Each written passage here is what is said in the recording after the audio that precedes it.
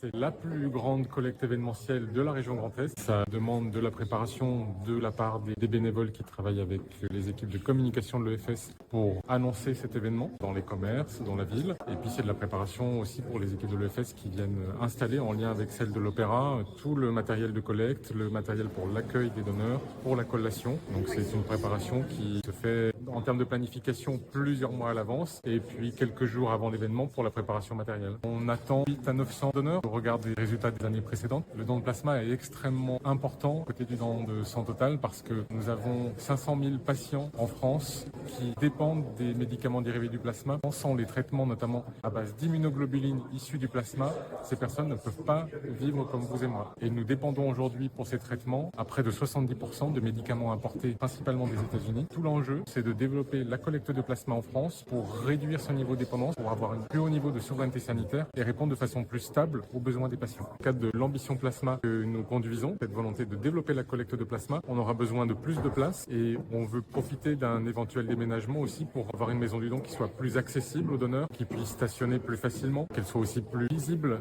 de la population. On vise une ouverture effective pour début 2028. Aujourd'hui, nous accompagnons l'EFS à trouver un local qui répond bien sûr à ses ambitions et aux exigences aussi techniques, logistiques d'un tel sens. Il faut à peu près entre 400 et 500 mètres carrés. Nous avons le taux de vacances le plus faible des grandes villes concernant un centre-ville, donc c'est vrai que c'est un peu compliqué à trouver, mais l'EFS a quelques pistes. En tout cas, ils savent que la ville de Reims est là pour les accompagner parce que c'est un véritable enjeu. Je rappelle que quotidiennement, ce sont 10 000 dons nécessaires pour répondre aux besoins, que ce soit à l'urgence, aux opérations chirurgicales. Derrière, il faut bien évidemment inciter nos concitoyens à donner.